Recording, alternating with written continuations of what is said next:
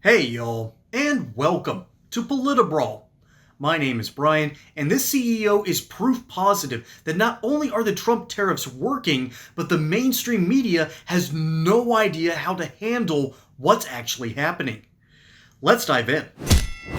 Many are feeling uncertain, some are optimistic. Byrna Technologies from Fort Wayne, Indiana, develops non-lethal self-defense tools for both civilians and law enforcement. Their products include gun alternatives called launchers and pepper sprays and body armors and personal alarms. CEO Bryan Ganz joins us now. Bryan, thanks so much for joining us. So your company started preparing for the possibility of tariffs ahead of the 2024 election. Can you tell us what the last few months have been like for your business as you tried to transition more of your sourcing to the United States? Yeah, Jake, first, thank you very much for having me on. That's correct. We saw the tariffs coming, and we started transitioning last year. At that time, about 32% of our components that go into the launchers were made in the United States. But we had dual sources for everything. And as we started to ramp up, we've achieved 92% of the components that go into our launchers are actually now made in the United States.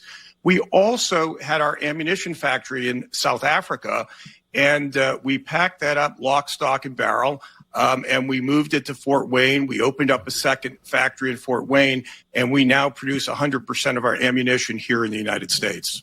So has this, I mean, obviously that's a lot of money to put into, to move a manufacturing plant to Fort Wayne. Have you had to raise your prices? What's been the repercussions of all this? Well, first off, we were manufacturing overseas for a reason. It was less expensive, right? But it was less expensive in terms of hard costs. In terms of soft costs, what we found is by manufacturing in the United States, we're of course, significantly shortening the supply chain. We're getting stuff much quicker. Our freight rates are lower. Frankly, our quality is higher. We were in the position before where you'd get a container with bad parts. What do you do when the supplier's 10,000 miles away? So we've seen soft costs that somewhat offset the higher hard costs that we had. In one case, we've raised our prices. But one of the questions that I get a lot is, who's paying the tariff?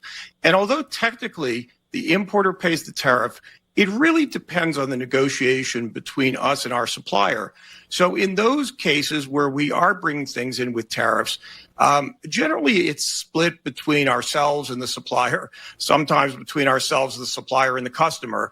But it's very, very rare that any one party picks up the whole tariff.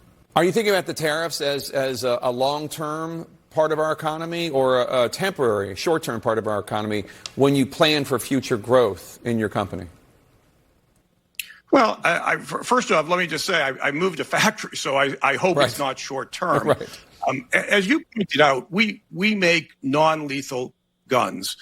If our devices fail, people die. So we are very, very serious about what we do. Since we started doing this 6 years ago, and we've developed this market, we've sold close to 700,000 of these weapons in the last 6 years. We've seen competitors start to produce products in China and bring them to the United States. Now, they are making products in China and selling them for less than we can make them here in the United States. So although they are inferior products, although we've tested them extensively and we're very concerned about people using them, when you're selling them for a third of what our product costs, you are getting some portion of the market. And frankly, it's madness. We were very, very pleased to see these tariffs, particularly on China, on some of these competitive products, because it's very difficult for us to compete on price when we're producing here in the U.S. This is real-world economics in real time. And Byrna, as it turns out, again, as this dude has been saying, as the CEO was saying, has a high-quality product, non-lethal, but it's all based around the idea of self-defense.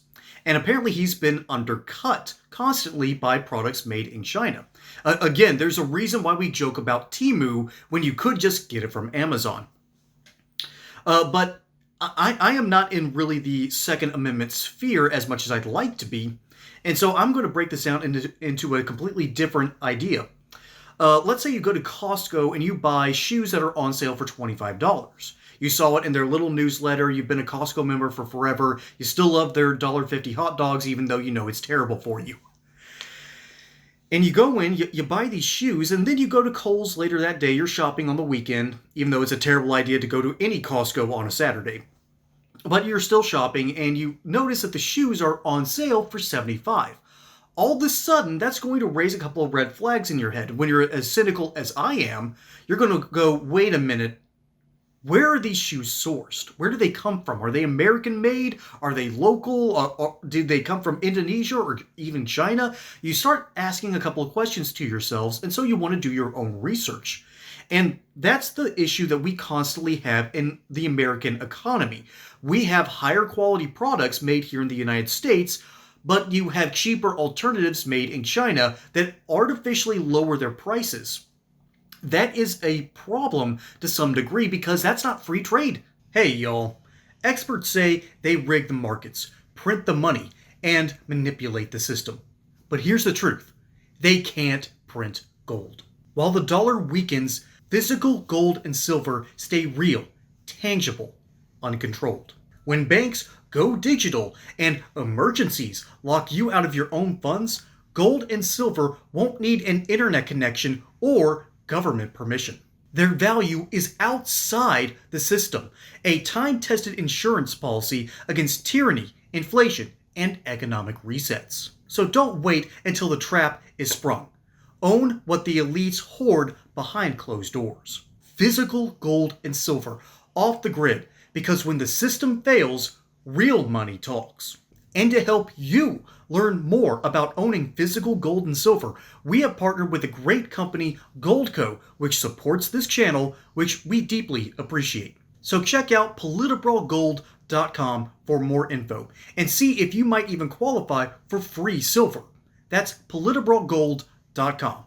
All right, by definition, that is not free trade. If we're outsourcing to the Chinese Communist Party and they artificially lower prices because they do something different with their banking system or they devalue their own dollar in order to make things cheaper on their end, that's not free trade. That's just a power imbalance.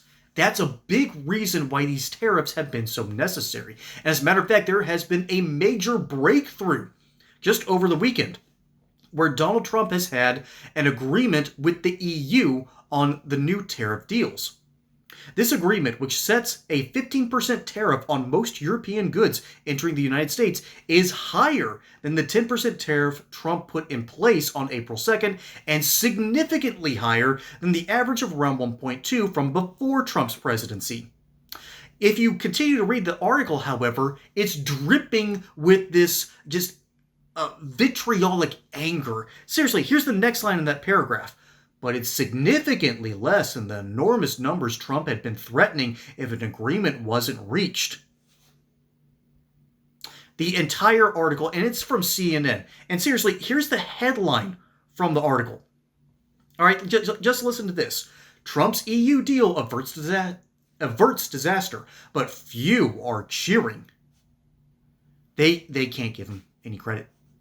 They can't. They can't actually say, hey, this is good news. We've reached a deal with the EU. Let's wave the American flag and say thank you to the European Union and thank you to Donald Trump for coming to the table and negotiating. They can't even do that.